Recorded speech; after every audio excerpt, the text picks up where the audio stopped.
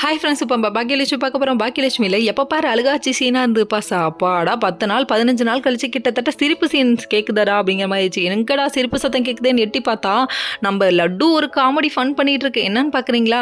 அதாவது நம்ம செல்வி என்ன பண்ணுறாங்கன்னா சூப்பர் சிங்கர் பார்த்துக்கிட்டு இவங்க வராங்களாம். வந்ததுக்கப்புறமா இவங்க என்ன பண்ணுறாங்கன்னா சூப்பர் சிங்கர் நான் பார்த்துட்டு இருக்கேன், இந்த பொண்ணு நல்லா படுது, நான் அவங்கள பற்றி பேசிகிட்டு இருக்கேன். ஆஹா, நம்மளும் இப்படி நம்ம குடும்பத்துக்கு பெருமை வாங்கி கொடுத்தா எப்படி இருக்கும் அப்படின்னு சொல்லிட்டு திடீர்னு யோசிக்க ஆரம்பிச்சாங்க. நீ யோசிச்சதெல்லாம் கரெக்டுமா, ஆனால் பாடணுங்கிற முடிவெடுத்தது ரொம்ப தப்புமா அப்படிங்கிற மாதிரி ஆயிடுச்சு.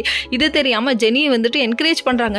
ஏன் இனியா உன்னால் முடியும், நீ பாட ட்ரை பண்ணு அப்படின்னு சொல்லி கேள்வி கேட்க நம்ம செலியும் அப்பயே உஷார் பண்ணாரு. ஜெனி தேவையில்லாத வேலை உனக்கு நீ அப்படின்ற மாதிரி ஆயிடுச்சு. அதுக்கப்புறம் கடைசியில் சரி பாடு பாடு அப்படின்னு இசை மலையில் நினைய தயாரா அப்படின்னு சொல்லிச்சு. சொன்னதுக்கப்புறமா தொண்டை கட்டிக்கிச்சு அப்படின்னு சொல்ல ஐயோயோ இவ பாடுறன்ற பேரில் போட்டு பதற வைக்கிறாளே அப்படிங்கிற மாதிரி ஆயிடுச்சு.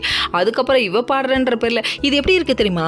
நம்ம விஜய் சார் இருக்காரே, அவர் நடித்த ஒரு மூவியில் ஒரு தாத்தா வயசான ஒரு பாட்டு பாட ஊரில் உள்ள எல்லாரும் சேர்ந்து உள்ளே ஓடிடுவாங்கங்க.